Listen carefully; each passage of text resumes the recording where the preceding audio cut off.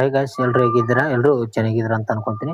ನೋಡ್ರಿ, ನಮ್ದು ಕರ್ನಾಟಕ ಇತಿಹಾಸದ ಒಂದು ಏನು ಸೀರಿಯಲ್ ನಡೀತಿದೆ, ಅದರಲ್ಲಿ ಇವತ್ತಿನ ಒಂದು ಪ್ರಮುಖ ವಿಡಿಯೋ ಏನಪ್ಪಾ ಅಂತಂದ್ರೆ ಬಹುಮನಿ ಸುಲ್ತಾನ್ರು. ಕರ್ನಾಟಕದ ಬಹುಮನಿ ಸುಲ್ತಾನ್ರ ಬಗ್ಗೆ ಮಾಹಿತಿಯನ್ನು ಪಡೆದುಕೊಳ್ಳೋಣ. ಓಕೆ, ಭಾರತದಲ್ಲಿ ಬಹುಮನಿ ಸುಲ್ತಾನ್ರು ಯಾವ ರೀತಿಯಾಗಿ ಬಂದರು, ಯಾವ ರೀತಿಯಾಗಿ ಕರ್ನಾಟಕದಲ್ಲಿ ಕೆಲವು ಜನ 5 ರೀತಿಯಾಗಿ ವಿಭಜನೆ ಹೊಂದುತ್ತಾವೆ. ಈ ಎಲ್ಲ ಒಂದು ಸಂಪೂರ್ಣ ಮಾಹಿತಿಯನ್ನು ಇವತ್ತಿನ ಒಂದು ವಿಡಿಯೋದಲ್ಲಿ ನೋಡಿಕೊಳ್ಳೋಣ ಸ್ನೇಹಿತರೆ. ಇದರಲ್ಲಿ ಪ್ರಮುಖ ಈಗ 30 ಪ್ರಶ್ನೆಗಳಿದೆ ನೋಡ್ರಿ. ಅಂದ್ರೆ 10 ಕ್ವಶನ್ ಎಕ್ಸ್ಟ್ರಾ ಹಾಕಿದೀವಿ. ಈಗ ಇಷ್ಟು ದಿನ 20 ಕೇಳ್ತಿದ್ವಿ, ಈಗ 30 ಕ್ವಶನ್ಗಳು. ಅಂದ್ರೆ ಕ್ವಶನ್ ಹೆಚ್ಚಾದಷ್ಟು ಏನಪ್ಪಾ ಅಂತಂದ್ರೆ ನಮಗೆ ಒಂದು ಜ್ಞಾನ ಒಂದು ಹೆಚ್ಚಾಗುತ್ತೆ ಅಂತ ಹೇಳ್ಬೋದು. ಯಾರಿಗಾದ್ರೂ ಈ ಒಂದು ಬಹುಮನಿ ಸುಲ್ತಾನ್ರು ನೀವೇನಾದ್ರೂ ಓದ್ಕೊಂಡಿದ್ರೆ ಅದನ್ನು ಯಾವ ರೀತಿಯಾಗಿ ತಿಳಿದುಕೊಳ್ಳಬಹುದು, ಅಥವಾ ನಮಗ್ ಗೊತ್ತಿರುವಂತ ವಿಷಯವನ್ನು ಯಾವ ರೀತಿಯಾಗಿ ಕ್ವಶನ್ ಹಾಕಬೇಕಂತ ತಿಳ್ಕೊಳ್ಬಹುದು. ಓಕೆ, ಅದಕ್ಕಾಗಿ ಪ್ರಮುಖವಾಗಿ 30 ಪ್ರಶ್ನೆಗಳು ತಂದೆ ನೋಡ್ರಿ. ಅದರಲ್ಲಿ ಹೇಳಿಕೆ ಪ್ರಶ್ನೆಗಳು, ಹಳೆಯ ಪ್ರಶ್ನೆಗಳು ಕೂಡ ಇದ್ದಾವೆ, ಒಂದಿಸಿ ಬೇರೆ ಪ್ರಶ್ನೆಗಳು ಕೂಡ ಇದ್ದಾವ. ತಪ್ಪದೇ ಈ ಒಂದು ವಿಡಿಯೋನ ಕೊನೆವರೆಗೂ ನೋಡಿ. ನಿಮ್ಮ ಒಂದು ಪರೀಕ್ಷೆಯಲ್ಲಿ ಬಹಳ ಸಹಕಾರಿ ಆಯ್ತು ನೋಡ್ರಿ. ಬಹುಮನಿ ಸುಲ್ತಾನ್ರ ಬಗ್ಗೆ ಸ್ಟಾರ್ಟ್ ಮಾಡೋಣ. ಓಕೆ, ಮೊದಲನೇ ಒಂದು ಹೇಳಿಕೆ ರೂಪದ ಪ್ರಶ್ನೆ ಇದೆ ನೋಡಿ. ಮೊದಲನೇ ಒಂದು ಹೇಳಿಕೆ, ಅಲಾವುದ್ದೀನ್ ಹಸನ್ ಗಂಗು ಬಹುಮನಿ ಸಾಮ್ರಾಜ್ಯದ ಸ್ಥಾಪಕ ಅಂತ ಕೊಟ್ಟಿದ್ದಾರೆ. ಮೊದಲನೇ ಹೇಳಿಕೆ, ಇದು ಸರಿಯಾಗಿದೆ ನೋಡಿ. ಎರಡನೇ ಹೇಳಿಕೆ ಕೊಟ್ಟಿದ್ದಾರೆ, ಇವನ ಮೂಲ ಹೆಸರು ಜಾಫರ್ ಖಾನ್ ಅಂತ ಇದೆ. ಜಾಫರ್ ಖಾನ್ ಅಂತ ಇದೆ ನೋಡಿ, ಇದು ಕೂಡ ಸರಿಯಾಗಿದೆ. ಇಲ್ಲಿ ಒಂದು ಮಾತ್ರ ಸರಿಯಾಗಿದೆ, ಕೇವಲ 2 ಮಾತ್ರ ಸರಿ. 1 ಮತ್ತು 2 ಸರಿ, 2 ತಪ್ಪಂತ ಕೊಟ್ಟಿದ್ದಾರೆ. ಇಲ್ಲಿ ಸರಿಯಾದ ಉತ್ತರ 1 ಮತ್ತು 2 ಸರಿಯಾಗಿದೆ ಅಂತಾನೆ ಹೇಳ್ತೀವಿ ನಾವು. ಅಲಾವುದ್ದೀನ್ ಹಸನ್ ಗಂಗು ಬಹುಮನಿ ಸಾಮ್ರಾಜ್ಯವನ್ನು ಸ್ಥಾಪನೆ ಮಾಡಿದಂತ ವ್ಯಕ್ತಿಯಾಗಿದ್ದಾರೆ ನೋಡ್ರಿ. ಇದನ್ನ ಯಾವಾಗ ಸ್ಥಾಪನೆ ಮಾಡಿದ್ರಪ್ಪ ಅಂತಂದ್ರೆ 1347ರಲ್ಲಿ ಈ ಒಂದು ಸಾಮ್ರಾಜ್ಯ ಸ್ಥಾಪನೆ ಆಗುತ್ತದೆ. ಈ ಒಂದು ಅಲಾವುದ್ದೀನ್ ಹಸನ್ ಗಂಗು ಬಹುಮನಿನ ಮೊದಲ ಹೆಸರು ಏನಪ್ಪಾ ಅಂತಂದ್ರೆ ಜಾಫರ್ ಖಾನ್ ಅಂತ ಇರ್ತದೆ ಅಥವಾ ಮೂಲ ಹೆಸರು. ಓಕೆ, 1347ರಲ್ಲಿ ದೆಹಲಿಯ ಮೊಹಮ್ಮದ್ ಬಿನ್ ತುಘಲಕ್ನ ಆಡಳಿತ ವಿರುದ್ಧ ಬಂಡಾಯ ಎದ್ದಿಗೆಸಿಂದ ಜಾಫರ್ ಖಾನ್ ಏನ್ ಮಾಡ್ತಾನಂದ್ರೆ ಅಲಾವುದ್ದೀನ್ ಹಸನ್ ಗಂಗು ಬಹುಮನಿ ಎಂಬ ಒಂದು ಹೆಸರಿನೊಂದಿಗೆ ಬಹುಮನಿ ಸಾಮ್ರಾಜ್ಯವನ್ನು ಸ್ಥಾಪನೆ ಮಾಡ್ತಾನ ನೋಡ್ರಿ. 1347ರಲ್ಲಿ ಈ ಒಂದು ಮೊಹಮ್ಮದ್ ಬಿನ್ ತುಘಲಕ್ನ ವಿರುದ್ಧ ಬಂಡಾಯ ಎದ್ದಿಗೆಸಿಂದ ಈ ಒಂದು ಸಾಮ್ರಾಜ್ಯ ಸ್ಥಾಪನೆ ಮಾಡ್ತಾನ ಅಲಾವುದ್ದೀನ್ ಹಸನ್ ಗಂಗು ಬಹುಮನಿ. ಈತನ ಮೊದಲ ಹೆಸರು ಜಾಫರ್ ಖಾನ್. ಓಕೆ, ನೆಕ್ಸ್ಟ್ ಬಹುಮನಿ ರಾಜಧಾನಿ ಕುರಿತು ಹೇಳಿಕೆ ಪ್ರಶ್ನೆ ಇದೆ ನೋಡಿ. ಮೊದಲನೇ ಒಂದು ಹೇಳಿಕೆ, ಬಹುಮನಿ ಸುಲ್ತಾನ್ರ ಮೊದಲ ರಾಜಧಾನಿ ಗುಲ್ಬರ್ಗ ಆಗಿತ್ತು ಅಂತ ಕೊಟ್ಟಿದ್ದಾರೆ. ಎರಡನೇ ಒಂದು ಹೇಳಿಕೆ ಕೊಟ್ಟಿದ್ದಾರೆ, ನಂತರ ಅಹಮದ್ ಶಾ ವಲಿಯು ರಾಜಧಾನಿಯನ್ನು ಬಿದರ್ಗೆ ವರ್ಗಾಯಿಸಿದನಂತ ಕೊಟ್ಟಿದ್ದಾರೆ. ಅಂದ್ರೆ ಬದಲಾಯಿಸಿದರಂತ ಕೊಟ್ಟಿದ್ದಾರೆ ನೋಡ್ರಿ. ಇಲ್ಲಿ ನೋಡೋದಾದ್ರೆ ಮೊದಲೇನಪ್ಪಾ ಅಂತಂದ್ರೆ ಬಹುಮನಿ ಸುಲ್ತಾನ್ರ ಮೊದಲ ರಾಜಧಾನಿ ಯಾವುದು ಗುಲ್ಬರ್ಗ ಆಗಿರುತ್ತೆ. ಒಂದನೇ ಹೇಳಿಕೆ ಸರಿಯಾಗಿದೆ. ಇದನ್ನು ಗುಲ್ಬರ್ಗದಿಂದ ಬೀದರ್ಗೆ ವರ್ಗಾಯಿಸಿದಂತ ವ್ಯಕ್ತಿ ಯಾರಪ್ಪ ಅಂತಂದ್ರೆ ಅಹಮದ್ ಶಾ ವಲಿಯಾ. ಇದು ಕೂಡ ಸರಿಯಾಗಿದೆ ನೋಡಿ.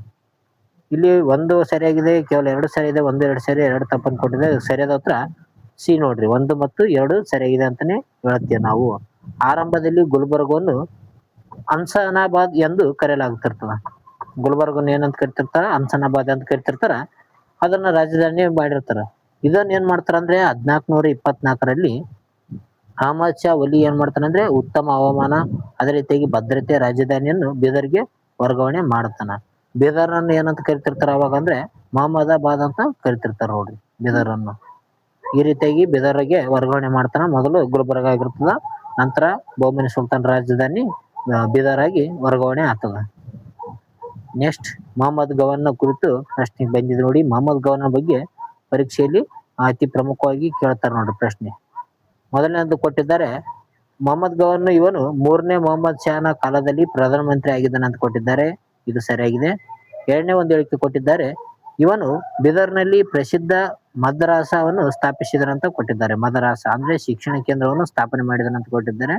ಈ ಒಂದು ಹೇಳಿಕೆ ಕೂಡ ಸರಿಯಾಗಿದೆ ನೋಡಿ. 1 ಮತ್ತು 2 ಹೇಳಿಕೆಗಳು ಸರಿಯಾಗಿದೆ. ಇದಕ್ಕೆ ಸರಿಯಾದ ಉತ್ತರ ಯಾವುದು? ಆಪ್ಷನ್ ಸಿ ನೋಡಿ. 1 ಮತ್ತು 2 ಹೇಳಿಕೆಗಳು ಸರಿಯಾಗಿವೆ. ಮೊಹಮ್ಮದ್ ಗವನ್ ಏನಪ್ಪಾ ಅಂತಂದ್ರೆ ಪರ್ಷಿಯಾ ಮೂಲದ ಒಬ್ಬ ಶ್ರೇಷ್ಠ ವಿದ್ವಾಂಸ ಆಗಿರ್ತಾನ. ಓಕೆ, ಜೊತೆಗೆ ಸೇನಾನಿ ಕೂಡ ಆಗಿರ್ತಾನ ನೋಡ್ರಿ. ಈತ ಏನ್ ಮಾಡ್ತಾನಂದ್ರೆ ಬೀದರ್ನಲ್ಲಿ ಒಂದು ಪ್ರಸಿದ್ಧವಾದಂತ ಮದ್ರಾಸವನ್ನು ನಿರ್ಮಾಣ ಮಾಡ್ತಾನ. ಇದು ದೊಡ್ಡ ಗ್ರಂಥಾಲಯ ಆಗಿದೆ ಅಂತಾನೆ ಹೇಳ್ಬೋದು. ಗ್ರಂಥಾಲಯನು ಹೊಂದಿರ್ತದ. ಇಸ್ಲಾಮಿಕ್ ಶಿಕ್ಷಣದ ಪ್ರಮುಖ ಕೇಂದ್ರಕ್ಕಾಗಿ ಕೂಡ ಇದು ಇರ್ತದ ಅಂತಾನೆ ಹೇಳ್ತೀವಿ. ಇದು ಯಾವ್ದಂದ್ರೆ ಮದ್ರಾಸ. ಇದನ್ನ ಯಾರು ಸ್ಥಾಪನೆ ಮಾಡ್ತಾರ? ಮೊಹಮ್ಮದ್ ಗವನ್. ಈತನು 3ನೇ ಮೊಹಮ್ಮದ್ ಗವನ್ ಕಾಲದಲ್ಲಿ ಇರ್ತಾನ ನೋಡ್ರಿ. ನೆಕ್ಸ್ಟ್ ಬಂದಿದೆ ನೋಡಿ, ತಾಜುದ್ದೀನ್ ಫಿರೋಜ್ ಶಾಹಿ ಕುರಿತು ಹೇಳಿಕೆ ಪ್ರಶ್ನೆಗಳು ಬಂದಿದ್ದಾವ. ಮೊದಲನೇ ಒಂದು ಹೇಳಿಕೆ ಕೊಟ್ಟಿದ್ದಾರೆ ನೋಡ್ರಿ. ಇವನು ಭೀಮಾ ನದಿಯ ದಡದಲ್ಲಿ ಫಿರೋಜಾಬಾದ್ ನಗರವನ್ನು ಕಟ್ಟಿದ್ದಾನೆ ಅಂತ ಕೊಟ್ಟಿದ್ದಾರೆ. ಮೊದಲನೇ ಹೇಳಿಕೆ ಸರಿಯಾಗಿದೆ. ಓಕೆ, ಭೀಮಾ ನದಿ ದಡದಲ್ಲಿ ಫಿರೋಜಾಬಾದ್ ಅನ್ನು ಕಟ್ಟುತ್ತಾನ. ಇವನು ವಿಜಯನಗರದ ಒಂದನೇ ದೇವರಾಯನ ಕಾಲದಲ್ಲಿ ಒಂದನೇ ದೇವರಾಯನನ್ನು ಸೋಲಿಸಿದನು ಅಂತ ಕೊಟ್ಟಿದ್ದಾರೆ. ಈ ಒಂದು ಹೇಳಿಕೆ ಕೂಡ ಸರಿಯಾಗಿದೆ ನೋಡಿ. 1 ಮತ್ತು 2 ಹೇಳಿಕೆಗಳು ಸರಿಯಾಗಿವೆ ಅಂತಾನೆ ಹೇಳ್ತೀವಿ. ಫಿರೋಜ್ ಶಾ ಬಹುಮನಿ ಸಾಮ್ರಾಜ್ಯದ ಅತ್ಯಂತ ಶ್ರೇಷ್ಠ ಸುಲ್ತಾನ್ ಆಗಿರ್ತಾನೆ ನೋಡ್ರಿ. ಈತನು ಬಹುಭಾಷೆ ಪಂಡಿತನಾಗಿದ್ರು ಕೂಡ ವಿಜಯನಗರದ ಒಂದನೇ ದೇವರಾಯನನ್ನು ಯುದ್ಧದಲ್ಲಿ ಸೋಲಿಸಿ ಅವನ ಮಗಳನ್ನು ಮದುವೆ ಆಗ್ತಾನಿತ. ಯಾರು? ಫಿರೋಜ್ ಶಾ ಬಹುಮನಿ. ಫಿರೋಜ್ ಶಾ ಏನಪ್ಪಾ ಅಂತಂದ್ರೆ ಬಹುಮನಿ ಸುಲ್ತಾನ್ರ ಒಂದು ಪ್ರಮುಖ ಸುಲ್ತಾನ್ ಆಗಿರ್ತಾನ. ಈತನು ಒಂದನೇ ದೇವರಾಯನನ್ನ ಸೋಲಿಸ್ತಾನ ನೋಡ್ರಿ. ನೆಕ್ಸ್ಟ್, ಬಹುಮನಿ ಸಾಮ್ರಾಜ್ಯದ ವಿಭಜನೆ ಯಾವ ರೀತಿ ಆಯ್ತಂತ ಕೊಟ್ಟಿದ್ದಾರೆ ನೋಡ್ರಿ. ಬಹುಮನಿ ಸಾಮ್ರಾಜ್ಯ ವಿಭಜನೆ 5 ರೀತಿಯಾಗಿ ವಿಭಜನೆ ಹೊಂದುತ್ತದೆ. ನೋಡೋಣ. ಮೊದಲನೇ ಹೇಳಿಕೆ, ಬಹುಮನಿ ಸಾಮ್ರಾಜ್ಯವು ಅಂತಿಮವಾಗಿ 5 ಸ್ವತಂತ್ರ ಶಾಹಿ ಮನೆತನಗಳಾಗಿ ವಿಭಜನೆ ಆದವಂತ ಕೊಟ್ಟಿದ್ದಾರೆ. ಮೊದಲನೇ ಹೇಳಿಕೆ ಸರಿಯಾಗಿದೆ ನೋಡಿ. 2ನೇ ಹೇಳಿಕೆ ಕೊಟ್ಟಿದ್ದಾರೆ, ಬಿಜಾಪುರದ ಆದಿಲ್ ಶಾಹಿಗಳು ಅದೇ ರೀತಿಯಾಗಿ ಗೋಲ್ಕೊಂಡದ ಕುತುಬ್ ಶಾಹಿಗಳು ಅವುಗಳಲ್ಲಿ ಸೇರಿವೆ ಅಂತ ಕೊಟ್ಟಿದ್ದಾರೆ. ಈ ಒಂದು ಹೇಳಿಕೆ ಕೂಡ ಸರಿಯಾಗಿದೆ ನೋಡಿ. 1 ಸರಿದೆ, 2 ಸರಿದೆ, 1 2 ಸರಿ, 2 ತಪ್ಪು ಅಂತ ಕೊಟ್ಟಿದ್ದಾರೆ. ಸರಿಯಾದ ಉತ್ತರ ಆಪ್ಷನ್ ಸಿ 1 ಮತ್ತು 2 ಸರಿ. ಬಿಜಾಪುರ ಏನಪ್ಪಾ ಅಂತಂದ್ರೆ 5 ರೀತಿಯಾದಂತ ಶಾಹಿ ಮನೆತನಗಳಾಗಿ ವಿಭಜನೆ ಹೊಂದುತ್ತದ. ಅದರಲ್ಲಿ ಬಿಜಾಪುರದ ಆದಿಲ್ ಶಾಹಿಗಳು, ಗೋಲ್ಕೊಂಡದ ಕುತುಬ್ ಶಾಹಿಗಳು ಪ್ರಮುಖವಾಗಿದೆ. ಅದೇ ರೀತಿಯಾಗಿ ಇನ್ನ 3 ಒಂದು ಶಾಹಿ ಮನೆತನಗಳು ಬರ್ತಾವ ನೋಡ್ರಿ. ಓಕೆ, ಇಲ್ಲಿ ನೋಡ್ಬೋದು ನಾವು 1518ರಲ್ಲಿ ಇದು ವಿಭಜನೆ ಆಗ್ತದ. 1518ರ ನಂತರ ಇದು ವಿಭಜನೆ ಒಳಗೊಳ್ಳುತ್ತದೆ. ಓಕೆ, ಮೊದಲಲ್ಲಿ ಬಿಜಾಪುರದ ಆದಿಲ್ ಶಾಹಿಗಳು, ಅಹಮದ್ ನಗರದ ನಿಜಾಂ ಶಾಹಿಗಳು, ಗೋಲ್ಕೊಂಡದ ಕುತುಬ್ ಶಾಹಿಗಳು, ಬೀದರ್ನ ಬರೀದ್ ಶಾಹಿಗಳು, ಬಿರಾರ್ನ ಇಮದ್ ಶಾಹಿಗಳು ಆಗಿ 5 ರೀತಿಯಾಗಿ ಶಾಹಿ ಸುಲ್ತಾನ ಮನೆತನಗಳು ಒಡೆದು ಹೋಗುತ್ತವೆ ಅಂತ ಹೇಳ್ತೀವಿ ನಾವು. ನೋಡಿ, ಇವು ಒಂದ್ ಕಡೆಯಲ್ಲಿ ಏನಪ್ಪಾ ಅಂತಂದ್ರೆ ನೋಟ್ ಮಾಡ್ಕೊಂಡ್ಬಿಡ್ರಿ. ಇವು ಈ ಮನೆತನಗಳ ಬಗ್ಗೆ ಒಂದಿಸಿ ಬೇರೆ ಕೇಳ್ಬೋದು. ಈ ರೀತಿಯಾಗಿ ಕೇಳ್ತಾರ ನೋಡ್ರಿ. ಶಾಹಿ ಸುಲ್ತಾನರ ಮನೆತನ ಬಗ್ಗೆ ಕೇಳ್ತಾರ. ನೆಕ್ಸ್ಟ್, ಪ್ರವಾಸಿಗರ ಬಗ್ಗೆ ಕೊಟ್ಟಿದ್ದಾರೆ ನೋಡ್ರಿ. ವಿದೇಶಿ ಪ್ರವಾಸಿಗರು. ಮೊದಲನೇ ಒಂದು ಹೇಳಿಕೆ, ಅಥನಾಸಿಯನ್ ನಿಕೋಟಿನ್ ಎಂಬ ಒಂದು ರಷ್ಯಾದ ಪ್ರವಾಸಿಗ ಬೀದರ್ಗೆ ಭೇಟಿ ನೀಡಿದನು ಅಂತ ಕೊಟ್ಟಿದ್ದಾರೆ. 2ನೇ ಒಂದು ಹೇಳಿಕೆ ಕೊಟ್ಟಿದ್ದಾರೆ, ಇವನು 1ನೇ ಮೊಹಮ್ಮದ್ ಶಾನ ಕಾಲದಲ್ಲಿ ಭೇಟಿ ನೀಡಿದನು ಅಂತ ಕೊಟ್ಟಿದ್ದಾರೆ ನೋಡ್ರಿ. ಈ ಒಂದು ಪ್ರಶ್ನೆಗೆ ಏನಪ್ಪಾ ಅಂತಂದ್ರೆ ನೀವು ಕಮೆಂಟ್ ಮೂಲಕ ಉತ್ತರವನ್ನು ತಿಳಿಸಿ. ನೀವೇನಾದ್ರೂ ಬಿಜಾಪುರದ ಬಹುಮನಿ ಸುಲ್ತಾನ್ರ ಏನಾದ್ರು ಚಾಪ್ಟರ್ ಓದ್ಕೊಂಡ್ರೆ ಈ ಒಂದು ಪ್ರಶ್ನೆಗೆ ಉತ್ತರ ಆಗ್ತೀರಾ. ಕೆಲವು ಕಡೆಗಳಲ್ಲಿ ಇದು ಸಿಗೋದಿಲ್ಲ, ಕೆಲವು ಕಡೆಯಲ್ಲಿ ಇದೆ ನೋಡಿ. ಓಕೆ, ಈ ಒಂದು ಪ್ರಶ್ನೆಗೆ ಉತ್ತರ ನೋಡಿ. ನೆಕ್ಸ್ಟ್ ಪ್ರಶ್ನೆ ಹೋಗೋಣ. ನೆಕ್ಸ್ಟ್ ಪ್ರಶ್ನೆ ಬಂದಿದೆ ನೋಡಿ. ಗುಲ್ಬರ್ಗದ ಜುಮ್ಮಾ ಮಸೀದಿ ಬಗ್ಗೆ ಕೊಟ್ಟಿದ್ದಾರೆ ಹೇಳಿಕೆಗಳು. ಮೊದಲನೇ ಒಂದು ಹೇಳಿಕೆ, ಇದು ಮೇಲ್ಛಾವಣಿಯು ಸಂಪೂರ್ಣವಾಗಿ ಗುಮ್ಮಟಗಳಿಂದ ಮಡಚಲ್ಪಟ್ಟಿದ್ದು ಮಸೀದಿ ಆಗಿದೆ ಅಂತ ಕೊಟ್ಟಿದ್ದಾರೆ. ಜುಮ್ಮಾ ಮಸೀದಿ ಇದೊಂದು ಮಸೀದಿ ಆಗಿದೆ ನೋಡಿ. ಇದು ಕರೆಕ್ಟ್ ಆಗಿದೆ. 1ನೇ ಹೇಳಿಕೆ ಸರಿ. 2ನೇ ಹೇಳಿಕೆ ಕೊಟ್ಟಿದ್ದಾರೆ ನೋಡ್ರಿ, ಇದನ್ನು ಪರ್ಷಿಯನ್ ವಾಸ್ತುಶಿಲ್ಪಿ ರಫಿ ಎಂಬ ವ್ಯಕ್ತಿ ನಿರ್ಮಾಣ ಮಾಡಿದ್ದಾನೆ ಅಂತ ಕೊಟ್ಟಿದ್ದಾರೆ. ಈ ಒಂದು ಹೇಳಿಕೆ ಕೂಡ ಸರಿಯಾಗಿದೆ. ಓಕೆ, 1 ಸರಿದೆ, 2 ಸರಿದೆ, 1 2 ಸರಿ, 2 ತಪ್ಪು ಅಂತ ಕೊಟ್ಟಿದ್ದಾರೆ. 1 ಮತ್ತು 2 ಹೇಳಿಕೆಗಳು ಏನಂತ ಸರಿಯಾಗಿ ನೋಡಿ. ಯಾವುದು? ಜುಮ್ಮಾ ಮಸೀದಿ ಬಗ್ಗೆ ಕೇಳಿದ್ದಾರೆ. ಈ ಒಂದು ಮಸೀದಿ ಏನಪ್ಪಾ ಅಂತಂದ್ರೆ ರಫಿ ಎಂಬ ಒಂದು ವ್ಯಕ್ತಿ ಏನ್ ಮಾಡ್ತಾನಂದ್ರೆ ನಿರ್ಮಾಣ ಮಾಡ್ತಾನ. ಇದು ಒಂದು ಮಸೀದಿ ಆಗಿದೆ ನೋಡಿ. ಓಕೆ, ಸಂಪೂರ್ಣವಾಗಿ ಗುಮ್ಮಟಗಳಿಂದ ಮುಚ್ಚಲ್ಪಟ್ಟಿರುವಂತ ಮಸೀದಿ ಆಗಿದೆ ಅಂತಾನೆ ಹೇಳ್ತೀವಿ. 1ನೇ ಮೊಹಮ್ಮದ್ ಶಾನ ಒಂದು ಕಾಲದಲ್ಲಿ ನಿರ್ಮಾಣವಾದಂತ ಈ ಮಸೀದಿಯನ್ನು ಸ್ಪೇನ್ ದೇಶದ ಕಾರ್ಬೋಡ ಮಸೀದಿಗೆ ಮಾದರಿಯಲ್ಲಿ ನಿರ್ಮಾಣ ಮಾಡ್ತಾರೆ. ಇದು ಬಹುಮನಿ ಒಂದು ಸುಲ್ತಾನರ ವಾಸ್ತುಶಿಲ್ಪದ ಅತ್ಯುತ್ತಮ ಉದಾಹರಣೆ ಆಗಿದೆ ಅಂತ ಹೇಳ್ಬೋದು. ಇದನ್ನು ನಿರ್ಮಾಣ ಮಾಡಿದವರು ಯಾರಪ್ಪ ಅಂತಂದ್ರೆ ರಫಿ ಅಂತ ನಾವು ಹೇಳ್ತೀವಿ. ಮೊಹಮ್ಮದ್ ಶಾಹಿ ನೋಡ್ರದು. ಓಕೆ, ನೆಕ್ಸ್ಟ್, ವಿಜಯನಗರ ಮತ್ತು ಬಹುಮನಿ ಮೊದಲ ಯುದ್ಧ. ವಿಜಯನಗರ ಒಂದು ಸಾಮ್ರಾಜ್ಯದ ರಾಜ್ಯ ಆಗಿರ್ಬೋದು, ಅದೇ ರೀತಿ ಬಹುಮನಿ ಸುಲ್ತಾನರ ಒಂದು ರಾಜ್ಯ ಆಗಿರ್ಬೋದು. ಇಬ್ಬರು ಯಾತಕ್ಕಾಗಿ ಜಗಳ ಆಡ್ತಿದ್ರಂತ ಇಲ್ಲಿ ನಾವು ನೋಡ್ಬೋದು ನೋಡಿ. ಮೊದಲನೇ ಒಂದು ಹೇಳಿಕೆ ಕೊಟ್ಟಿದ್ದಾರೆ ನೋಡ್ರಿ. ಈ ಒಂದು ಯುದ್ಧವು 1367ರಲ್ಲಿ 1ನೇ ಮುಹಮ್ಮದ್ ಶಾ ಮತ್ತು ಬುಕ್ಕರಾಯನ ನಡುವೆ ನಡೆಯುತ್ತಂತ ಕೊಟ್ಟಿದ್ದಾರೆ. ಈ ಒಂದು ಹೇಳಿಕೆ ಏನಪ್ಪಾ ಅಂತಂದ್ರೆ ಸರಿಯಾಗಿದೆ ನೋಡಿ. ವಿಜಯನಗರ ಸಾಮ್ರಾಜ್ಯದ ಒಂದು ಪ್ರಮುಖ ಅರಸ ಆಗಿರುವಂತ ಬುಕ್ಕರಾಯ, ಅದೇ ರೀತಿಯಾಗಿ ಬಹುಮನಿ ಸುಲ್ತಾನರ ಒಂದು ಪ್ರಮುಖ ಅರಸ ಯಾರಪ್ಪ ಅಂತಂದ್ರೆ 1ನೇ ಮುಹಮ್ಮದ್ ಶಾ. ಇವರಿಬ್ಬರ ನಡುವೆ ಏನಾಗುತ್ತಂದ್ರೆ 1367ರಲ್ಲಿ ಯುದ್ಧ ನಡೀತದ. ಯಾತಕ್ಕಾಗಿ ನಡೀತಪ್ಪ ಅಂತಂದ್ರೆ ಇದು ಪ್ರಮುಖವಾಗಿ ರಾಯಚೂರು ದೋಬು ಅಂದ್ರೆ ರಾಯಚೂರು ಅತ್ತರವೇದಿಗಾಗಿ ನಡೀತದೆ ನೋಡಿ. ಇದು ಕೂಡ ಸರಿ ಇದೆ. 2ನೇ ಹೇಳಿಕೆ ಕೂಡ ಸರಿ ಇದೆ. ಅಂದ್ರೆ ಕೃಷ್ಣ ಮತ್ತು ತುಂಗಭದ್ರಾ ನಡುವೆ ಬರುವಂತ ಪ್ರದೇಶವನ್ನು ರಾಯಚೂರು ದೋಬ್ ಅಂತ ಕರಿತಿರ್ತಾರ. ಅದಕ್ಕಾಗಿ ಈ ಒಂದು ರಾಯಚೂರು ದೋಬ್ ಸಲುವಾಗಿ ವಿಜಯನಗರ ಸಾಮ್ರಾಜ್ಯ ಮತ್ತು ಬಹುಮನಿ ಸುಲ್ತಾನ ನಡುವೆ ಅತಿ ದೀರ್ಘಾವಧಿಯಾಗಿ ಒಂದು ಯುದ್ಧ ನಡೀತದೆ ಅಂತಾನೆ ಹೇಳ್ಬಹುದು. ಸುದೀರ್ಘವಾಗಿ ಯುದ್ಧ ನಡೀತಾನೆ ಇರ್ತದ. ಒಂದು ಸರಿ ಎರಡು ಸರಿ ಒಂದೆರಡು ಸರಿ ಎರಡು ತಪ್ಪನ್ನು ಕೊಟ್ಟಿದ್ದಾರೆ. ಒಂದು ಮತ್ತು ಎರಡು ಹೇಳಿಕೆಗಳು ಸರಿಯಾಗಿವೆ ಅಂತಾನೆ ಹೇಳ್ಬೋದು ನೋಡಿ. ಇಲ್ಲಿ ಯಾವ ರಾಜ ಅಂತ ಕೇಳ್ಬೋದು. ಇಲ್ಲಿ ಬುಕ್ಕ ರಾಜ ನೋಡಿ. ಬುಕ್ಕರಾಯ ರಾಜ ಮತ್ತು ಮೊಹಮ್ಮದ್ ಶಾ, ಒಂದನೇ ಮೊಹಮ್ಮದ್ ಶಾ 1367ರಲ್ಲಿ ಯುದ್ಧ ಮಾಡ್ತಾರೆ ಈ ಒಂದು ರಾಯಚೂರು ದೋಬ್ ಸಲುವಾಗಿ. ಕೃಷ್ಣ ಮತ್ತು ತುಂಗಭದ್ರಾ ನದಿಗಳ ನಡುವಿನ ಫಲವತ್ತಾದ ಪ್ರದೇಶವಾದ ರಾಯಚೂರು ದೋಬ್ಗಾಗಿ ವಿಜಯನಗರ ಮತ್ತು ಬಹುಮನಿ ಸಾಮ್ರಾಜ್ಯಗಳ ನಡುವೆ ಸತತ ಯುದ್ಧಗಳು ನಡೀತಿರ್ತದೆ ಅಂತ ಹೇಳ್ಬೋದು. ಓಕೆ, ಯಾಕಪ್ಪ ಅಂತಂದ್ರೆ ತುಂಗಭದ್ರಾ ನದಿ ಮತ್ತು ರಾಯಚೂರು ಅಂದ್ರೆ ಕೃಷ್ಣ ನದಿ ಈ ನಡುವೆ ಕಂಡು ಬರುವಂತ ರಾಯಚೂರು ದೋಬ್ ಪ್ರದೇಶಕ್ಕಾಗಿ ಹಲವಾರು ಒಂದು ಸತತ ಯುದ್ಧಗಳು ನಡೀತಿರ್ತವೆ ಬಹುಮನಿ ಸುಲ್ತಾನರು ಮತ್ತು ವಿಜಯನಗರದ ಒಂದು ಸಾಮ್ರಾಜ್ಯದ ರಾಜರುಗಳ ನಡುವೆ. ನೆಕ್ಸ್ಟ್, ಹುಮಾಯೂನ್ ಶಾನ ಕುರಿತು ಹೇಳಿಕೆಗಳ ಪ್ರಶ್ನೆ ಕೊಟ್ಟಿದ್ದಾರೆ. ಮೊದಲ ಹೇಳಿಕೆ ಕೊಟ್ಟಿದ್ದಾರೆ, ಇವನ ಅತಿಯಾದ ಕ್ರೂರತೆಯಿಂದಾಗಿ ಇವನನ್ನು ಜಾಲಿಂ ಎಂದು ಕರೆಯಲಾಗುತ್ತಿತ್ತು ಅಂತ ಕೊಟ್ಟಿದ್ದಾರೆ. ಎರಡನೇ ಒಂದು ಹೇಳಿಕೆ ಕೊಟ್ಟಿದ್ದಾರೆ, ಇವನ ಕಾಲದಲ್ಲಿ ಮೊಹಮ್ಮದ್ ಗವನ್ನು ಒಂದು ಪ್ರಧಾನಮಂತ್ರಿಯಾಗಿ ನೇಮಿಸಲಾಗಿತ್ತು ಅಂತ ಕೊಟ್ಟಿದ್ದಾರೆ ನೋಡ್ರಿ. ಯಾರ ಬಗ್ಗೆ? ಹುಮಾಯೂನ್ ಶಾ ಬಗ್ಗೆ ಕೊಟ್ಟಿದ್ದಾರೆ. ನೋಡ್ರಿ, ಹುಮಾಯೂನ್ ಶಾ ಬಗ್ಗೆ ಕೊಟ್ಟಿದ್ದಾರೆ. ಇಲ್ಲಿ ಮೊದಲ ಹೇಳಿಕೆ ಏನಪ್ಪ ಅಂತಂದ್ರೆ ಸರಿಯಾಗಿದೆ. ಅದು ಈತ ಕ್ರೂರತೆಯಿಂದ ಈತನನ್ನ ಏನಂತ ಕರಿತಿರ್ತಾರ? ಜಾಲಿಮ್ ಅಂತ ಕರಿತಿರ್ತಾರ. ಎರಡನೇ ಹೇಳಿಕೆಯಲ್ಲಿ ಕೊಟ್ಟಿದ್ದಾರೆ, ಮೊಹಮ್ಮದ್ ಗವನ್ ಇವನ ಪ್ರಧಾನಮಂತ್ರಿಯಾಗಿ ನೇಮಿಸಿದ ಅಂತ ಕೊಟ್ಟಿದ್ದಾರೆ. ಈ ಒಂದು ಹೇಳಿಕೆ ಕೂಡ ಸರಿಯಾಗಿದೆ ನೋಡ್ರಿ. ಅಂದ್ರೆ ಈ ಒಂದು ಯಾರು ಅಂದ್ರೆ ಹುಮಾಯೂನ್ ಶಾನ ಒಂದು ಆಳ್ವಿಕೆ ಕಾಲದಲ್ಲಿ ಏನಪ್ಪಾ ಅಂತಂದ್ರೆ ಮೊಹಮ್ಮದ್ ಗವನ್ ಅನ್ನು ಪ್ರಧಾನಮಂತ್ರಿಯಾಗಿ ನೇಮಕ ಮಾಡ್ತಾರ. ನಂತರ ಈತನ ಮೂರನೇ ಮೊಹಮ್ಮದ್ ಶಾನ ಆಳ್ವಿಕೆಯಲ್ಲಿ ಕೂಡ ಇರ್ತಾನ ನೋಡ್ರಿ. ಇದಕ್ಕೆ ಸರಿಯಾದ ಉತ್ತರ 1 ಮತ್ತು 2 ಆಪ್ಷನ್ ಸಿ ಸರಿಯಾದ ಉತ್ತರ ಆಗಿದೆ ಅಂತಾನೆ ಹೇಳ್ತೀವಿ ನೋಡ್ರಿ. ಹುಮಾಯೂನ್ ಶಾ ಅತ್ಯಂತ ಕ್ರೂರ ಆಗಿರುವಂತ ದೊರೆ ಆಗಿರ್ತಾನ. ಇವನನ್ನ ಏನಪ್ಪಾ ಅಂತಂದ್ರೆ ದಕ್ಕನ್ನ ನೀರು ಅಂತ ಕರಿತಿರ್ತಾರ. ಯಾರಿಗೆ ದಕ್ಕನ್ನ ನೀರು ಅಂತ ಕರಿತಿದ್ರು ಅಂದ್ರೆ ಹುಮಾಯೂನ್ ಶಾನನ್ನು ದಕ್ಕನ್ನ ನೀರು ಅಂತ ಕರೆಯಲಾಗುತ್ತಿತ್ತು. ನೋಟ್ ಮಾಡ್ಕೊಳ್ರಿ, ಅದು ದಕ್ಕನ್ನ ನೀರು ಅಂತ ಯಾರಿಗೆ ಕರಿತಾರ? ಹುಮಾಯೂನ್ ಶಾಗೆ ಕರಿತಿರ್ತಾರ ನೋಡ್ರಿ. ಇವನ ಆಡಳಿತದಲ್ಲಿ ಗವರ್ನ ಪ್ರಮುಖ ಉದ್ಯೋಗಿ ಇರ್ತಾನ ನೋಡ್ರಿ.